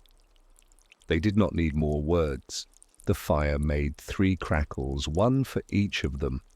Outside, night performed its smallest magic, one that no one ever celebrated properly because it happened so reliably. It made the edges of things friendly. The moon lay its palm over the orchard, encouraging the bells to be brave about not ringing. The portrait frames in Midnight Hall softened their guilt to an old honey. The railings learned the temperatures of hands and kept them for a moment after the hands went away. The stairwells lay their light exactly where it was wanted and nowhere a trifle more. The lamplighter's cat ended his round under the sill of the largest window and watched his own whiskers go from glow to little glow to the memory of glow. The castle sighed and did not mind being caught in the act. It is good to be heard when one is sighing and to be told, without being told, that the sigh has a home. The next day and the next folded their corners neatly. Brindlewick practiced its living, lessons, soups, pages, naps, the modest drama of a scarf misplaced and found draped around a chair it had chosen as its holiday cousin. Neria in those days made a habit of passing the fog-soft bottle at least once and letting the linen rub the back of her hand. She did not intrude upon the seam each time. She would have considered it as rude as opening a friend's pantry whenever you walk through their kitchen. She tended to her bench, her spoons, her jars. She practiced the art of stopping at the moment before a stir becomes a whirl. She wrote small cards and tucked them into mantel corners. She took the polished silver loop into her hair whenever she wanted to remember that sometimes you shuttle breath through worry and make cloth from it. Little by little, the idea of the leaf-shaped keyhole became less of an itch and more of a bookmark, a way to find the spot again when the page was ready to be turned. The readiness arrived quietly, which is to say in the Brindlewick way. A week and a bit of mornings after they had visited the grotto, a rain had washed the sky until it smelled like new tin. The head of sense had catalogued it and put it under weather clean. In correspondence, a letter to a future self found its way to Neria's lap that said simply, "Would you like to hold the not yet now?" and was signed with her own handwriting from a day she had felt spry. Professor Pike, without arranging it, came to the potions room at the same time. Neria happened to be there without purpose other than to be there. The soft custodian hovered at the edge of sight, and then excused himself in the kind way you excuse yourself to give 2 friends a conversation. The forget-me-not lamps adjusted their petals to admit just enough light. The seam did not announce itself. Having been a doorway once, it remembered how. They went in again to the chamber of gentle echoes, and this time Neria's eyes went willingly to the small door with the leaf-shaped keyhole. She did not touch it. She looked at Professor Pike. The professor inclined her head. "Ask," she said, "the way you ask a kettle if it is ready to pour, by listening to its steam." Neria knelt and laid one ear, then the other, near the door. She told it, in a story without words, about the ledger that remembered uses, about whispers in glass, about the grotto's basin that mirrored gestures back. She told it about the lavender button returned to its cuff, about Vesper Lynn's dream lane, about the tonic that had made solitude feel companioned. She told it about wanting and waiting and how she had learned to become fond of the second because it improved the first, the way a pinch of salt improves sweetness. Inside the door, something shifted that was not a latch, but was the idea of a latch-thinking kind of thoughts. Neria stood, placed her forefinger on the place where a knob was not, and the door lifted from within the way. A sigh lifts in a chest when you realize the thing you worried about has already been tended to by someone who loves you. The cupboard behind it was not deep, and what it contained was not a hoard, a ribbon, a single page with a single sentence written in the hand that had made the ledger, a feather that had been shed by a bookwing. So recently the thread of ink along its spine had not yet faded, a vial no larger than a tear filled with a brightness like the inside of a candle's soul. The sentence on the page read, "Memory is the house. Kindness is the key." Professor Pike laughed softly and thoroughly. "That," she said, "is the sort of sentence they tidy into mottos and carve over doors. But I like it loose, on a page you can tuck into your pocket." Neria tucked it. She held the vial, and it warmed, as most things warmed when she held them. "What is it?" she asked, not to be informed but to be introduced. "Distilled return," Professor Pike answered. "A single drop, added to any room at the end of a day, will invite the day's good work to come back once more and sit at the table. Not to repeat, only to be recognized before it goes to bed." She placed the vial back in the cupboard. "We will not take it today. It is enough to know it is here. It will be here when a day needs to be gathered before being let go." Neria nodded. She kissed her fingertips and touched the door. The cupboard shut itself with a sigh like a small book closing. They returned to the living shelves, and to living students who needed the circles in their spoons to be watched for wobbles, and to living assignments, and to living naps. The world did not tip, it breathed. That night, as evening spread, the castle arranged itself toward rest with the satisfaction of a day counted and placed back on its shelf. The orchard bells breathed so slowly that if you had tried to tap time with them, you would have fallen asleep before finding the meter. The conservatory of small winds sent 2 of its young breezes out into the world with sashes that read gentle and even gentler in leaf script. The library closed a little earlier, not out of laziness, but because the books needed to practice sleeping with their pages slightly ajar. The lamplighter's cat did not hurry. He never hurried. He arrived at a small window in the west tower where a child had hung a paper star on a string, and he touched it. And the star learned the trick of glowing when its string was still.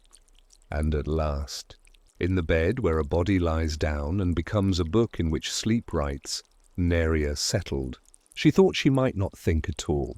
Yet a final thought arranged itself as if it too wished to be tucked in. The fair certainty that the bottles would remember her even if she forgot to remember them, which meant she did not have to try. Memory could rest in the house it liked best, and she could be the person who visited and was always offered tea. The school exhaled. The night held. Somewhere in the depth of the dungeons, a bottle shifted so slightly that only the shelf noticed, and the shelf smiled the way wood smiles, by being quiet and right. The grotto of forgotten echoes dreamed, which is to say, it listened to itself. The chamber of gentle echoes closed its leaf-shaped sleep. The basin, which had learned the shape of hands, kept the shapes without pressing them upon anyone. The portraits in Midnight Hall turned their painted faces toward the wall to keep the moon from tempting them to gossip. The soft custodian folded blankets he did not need to fold, and felt that clean first-day satisfaction of corners aligned. The lamplighter's cat found the last dot of blue on his whiskers and tucked it into his paw, saving it the way you save the last sweet of a day in the pocket of your mind. The day after the grotto first shared its hush, the world seemed to move with an extra hinge of ease, the kind that lets doors open wider without creaking. Lessons breathed in and out, and the orchard bells chimed once for the breeze as if tipping a hat, and the lamplighter's cat chased a circle of blue along the baseboards, only to let it catch him at last, pleased to be found. But in the deepest part of evening, when lamps lean more on their glow than their flame, the school offered another quiet, a path without a sign, a thread without a knot, leading from the cool of the dungeons through a corridor of mild shadows to a landing where a window forgot to be a window, and decided to be water instead. Neria came upon it as one comes upon a remembered lullaby, too gently to be surprised, too surely to be anything but glad. The pane of glass at the landing's end, tall as a dream and faintly bowed, held not the orchard and its bells this time, but the image of a river that flowed without flowing, an unhurried current made of years. It ran left to right and right to left, depending on which eye one trusted more in the moment, carrying within it not objects, but the soft silver of recollections that had never demanded attention, yet had built the house of the heart. The steam from a cup passed hand to hand, the small soft sound of a page turning, the clink of a spoon set down lightly, the greeting hum of a shelf when a bottle was returned to its exact spot. News did not travel here. Goodness did. Professor Pike had taught Neria how to look at such things without asking them to show more than they wanted. Tonight, Neria stood at a distance and let the river notice her. When it did, it brightened by one thin shade, the way polished wood brightens when a lamp is brought near. She put her fingers to the edges of the window water and felt warmth without heat, coolness without cold. The current did not pull. It matched. Breath to breath, it made the evening longer in a way that allowed more rest within the same hours, a trick only rivers and grandmothers know. Here floated the first simmer Neria had learned to recognize, not its recipe, for that would have been stealing, but its trust, the permission her hand had given the spoon to go slower. Here drifted the confidence in Miri's fingers as a seam yielded to friendliness, and the small joy that had bloomed 2 days past. In Shem's face when his spectacles remained, without protest, where they were meant to be for a whole hour, because he had tilted his nose not with scolding, but with kind suggestion. Here were the glances between teachers that said, without words, I have the kettle, you take the door. Here were cups rinsed and inverted, chairs pushed in without squeal, elbows that had remembered to tuck so as not to bother someone else's space at the bench. Nothing remarkable. Everything indispensable. By the time the sun lowered, as all good suns do, into the crook of the western trees, the day began its farewell with ceremony not made of marble or speech, but of polish and pauses. The tables were wiped with the same attention given to brows after a run in winter. The rugs were nudged straight by feet that had shuffled on them all afternoon. The cupboard of lost buttons told a joke about toggles that made Neria laugh with the sort of laugh that usually needs a chair. She returned the little twine toggle to her pocket, where it enjoyed its status as a future fastener.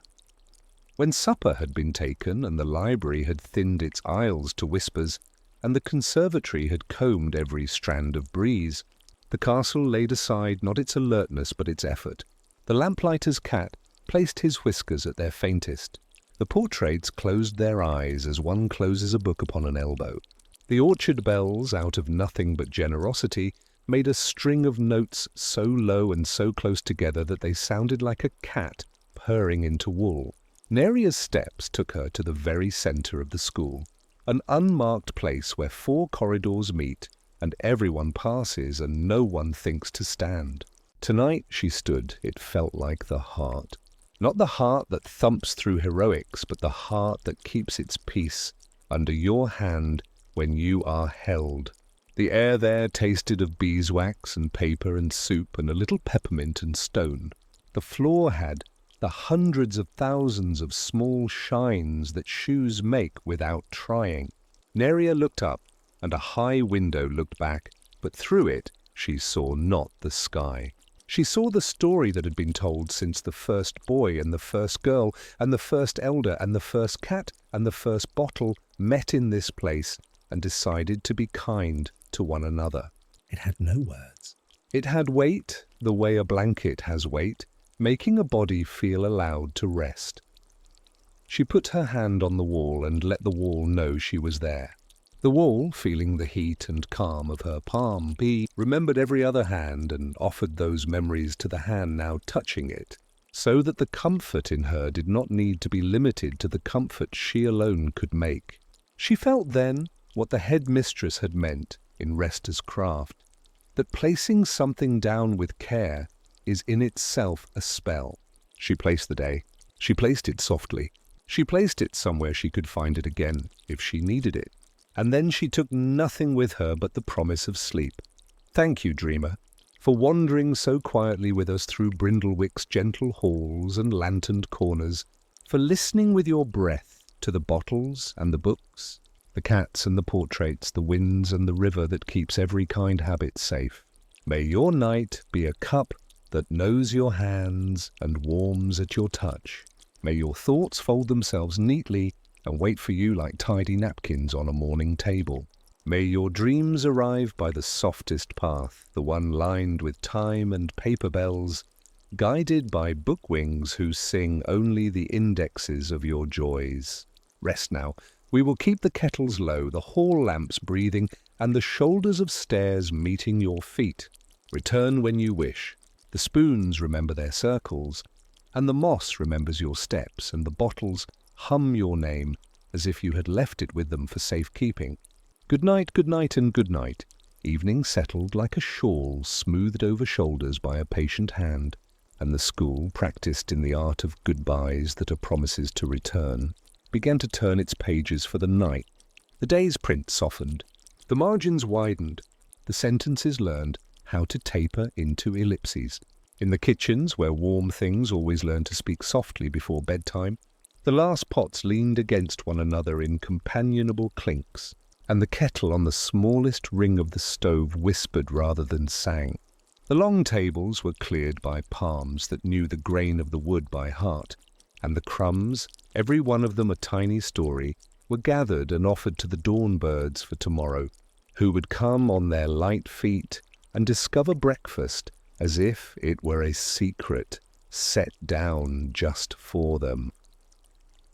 Neria walked the familiar path past the window that had earlier become a river of memory, and though it was glass again now, honest and simple, the sense of the current lingered as the sense of a lullaby lingers when your ear finds the pillow. She neither waited for it to become river nor wished it into being. She lifted her fingers and thanked it, and in the shoulders of her hand there was a small weight that felt like the day settling exactly where it belonged. Up ahead, Midnight Hall gathered its lamps and set them to breathing. They swelled and gentled, teaching the eyes how to close and open in softer measures, as if lids themselves were lanterns and the light behind them a careful fire that liked to be asked, not commanded. A portrait by the stair, Lady Tamsin of the Lantern, lifted her painted flame in a gesture halfway between greeting and benediction. Neria paused and received it without reaching. Her breath took the lesson of the lamplight, and when she exhaled, the flame in the portrait answered with its own small exhale, an exchange so polite and steady it might have been two friends passing a teacup back and forth to admire how perfectly it fit in either hand. At her feet, the lamplighter's cat appeared from the shadow that always kept a little chair for him. Tumpkin looked up and blinked a slow, rhymed blink, closing both eyes with a pause between, as if to show how to step down from thinking into rest. Neria followed his demonstration. Blink, pause, blink. And her thoughts obeyed, taking their shoes off at the mind's door and stepping inside. The library exhaled its amber and drew it inward. Bookwings came home to their paper roosts, settling with the same infinitesimal rustle as moths in linen. A last reader put a volume on its heel and then laid it flat, closing the cover as if tucking a child in without waking them. In the conservatory of small winds, the baskets of breezes quivered once like kittens under a blanket and stilled, content to practice their dream moving, how to pass over a brow like a cool cloth, how to lift a curtain without tapping the glass, how to carry the scent of rain's promise down a corridor and leave it somewhere that will be found first thing. The owls in correspondence, sashes unknotted, nested in a loft that smelled of string and paper and the chalk that dreams rub their feet on before walking into rooms. In the dungeons, the forget-me-not lamps tucked their petals almost closed and left little cups of blue for the darkness to sip. The fog-soft bottle on its shelf turned the warmth it had kept all day into a hush that tasted faintly of apple and linen. The chamber of gentle echoes, leaf-latched and leaf-locked, leaned against its own quiet tenderness and fell asleep the way rooms do. In their corners first, then in their centre, then at last in their doorways, which are always the last to rest because they must wait for every footstep to pass. In the grotto far below, the basin of the timeless stream held a single ring of breath and then let it open, turning the day out into a dark that was not empty, only secret. Professor Pike, making her rounds as a teacher does when she likes to see the lamps dim in the hands of those who trust her, paused at a bench and set 2 spoons side by side, one wooden, polished to a satin by circles, and one metal, bright in the places it had touched work. "Sleep well," she told them without sound, and the spoons learned a rest that would, in the morning, make their first stir kinder.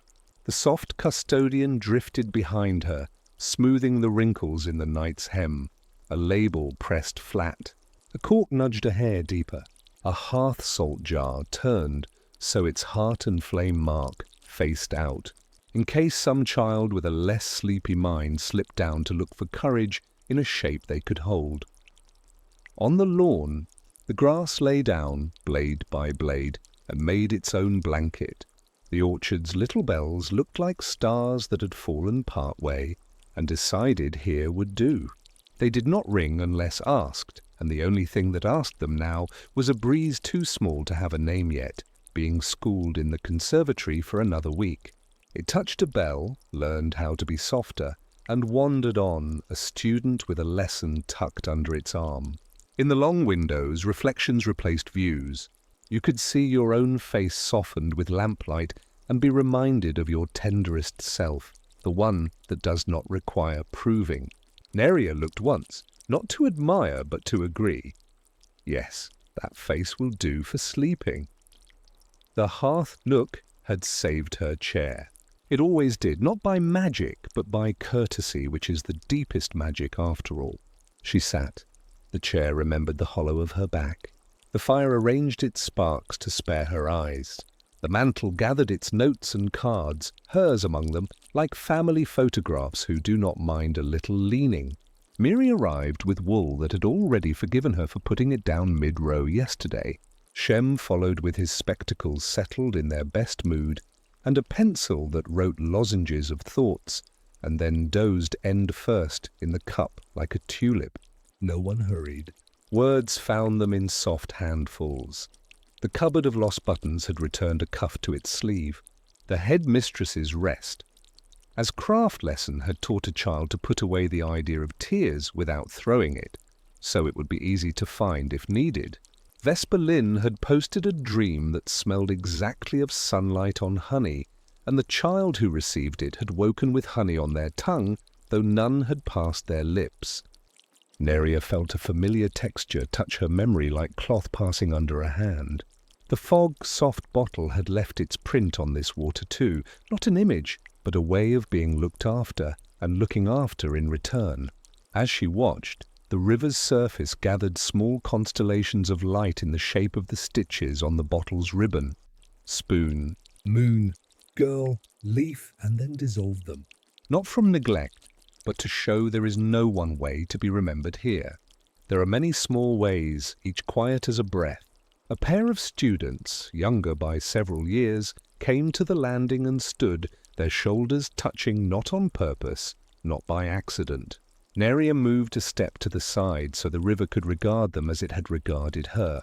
They did not speak. They let their faces be illuminated by something that had nothing to do with a lamp. Downstream, if there is such a direction where time does not hurry, a figure drifted that Neria knew only as a story. Auntie Grey of the portrait appeared here, as the weight of a hand on a table that has known that hand for a lifetime, reassurance made into gravity. Alongside it, Vesper Lynn's dream threads lay across the surface too lightly to break the skin, so that the river could carry them as it carried everyone, without splashing, without fuss. The headmistress's way of closing a book, the precise angle and pace that tells a room the work has been honoured. The work will be there in the morning, wove itself into the water as a borrowed habit anyone could pick up by watching. Neria closed her eyes and placed her forefinger to the glass.